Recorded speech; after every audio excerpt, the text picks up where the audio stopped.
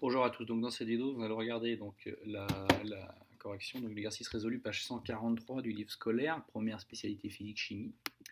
Donc je vous montre ici, il y a le site, donc le livre scolaire, donc vous avez donc l'énoncé, on vous dit au laboratoire, donc un technicien récupère un bidon dans lequel les élèves ont versé des solutions utilisées pendant la séance de travaux pratiques.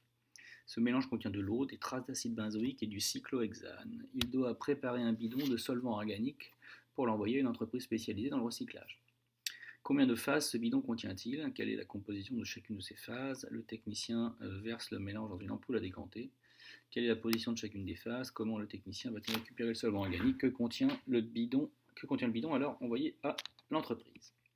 Bien sûr, on vous donne des données.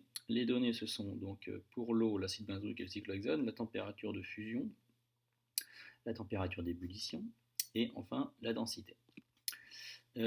Ensuite, et c'est déjà pas mal. On vous donne aussi d'autres données.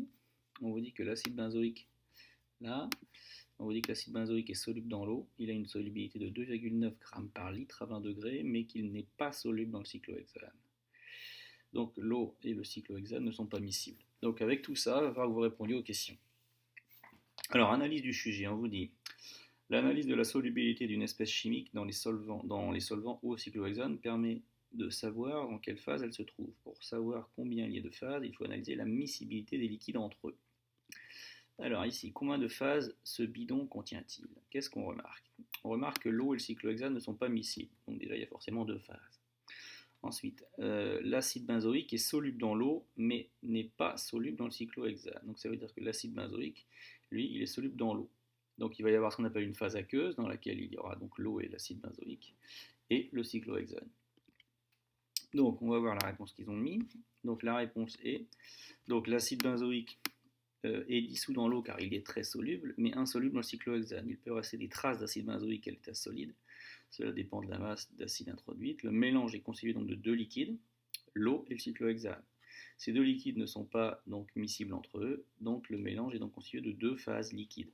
Une phase, donc ensuite, qui contiendra donc l'eau et l'acide benzoïque, et une qui contiendra donc le cyclohexane. Ensuite, on vous demandait, la question était quelle est la position de chacune des phases. Donc pour la position, donc il faut regarder la densité.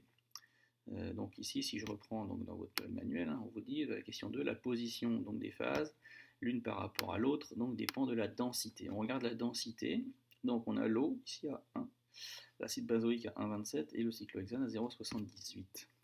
Donc l'eau, qui est le solvant, donc ici, l'eau donc, est plus dense que le cyclohexane. Donc la phase aqueuse, donc, qui va contenir l'eau, dans laquelle on va avoir dissous un petit peu d'acide benzoïque, donc se trouve donc, si c'est la phase la plus dense, va se trouver donc en dessous, la phase au-dessus est toujours dans ce qu'on appelle donc la phase la moins dense. Ici vous avez la phase la plus dense, la phase la moins dense.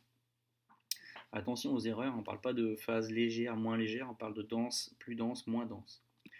Ensuite, question 3, on vous dit comment le technicien va-t-il récupérer le solvant organique contient alors le bidon envoyé à l'entreprise. On vous dit analyse du sujet, l'ampoule à décanter permet de récupérer donc séparément chacune des phases. La plus dense coule en premier, forcément elle est en dessous, et la moins dense est récupérée ensuite.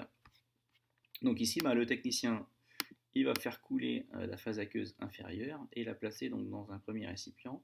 La phase aqueuse contenait l'eau et l'acide benzoïque. Ensuite, il va récupérer la deuxième phase qui contient donc le cyclohexane et la placer donc dans le bidon.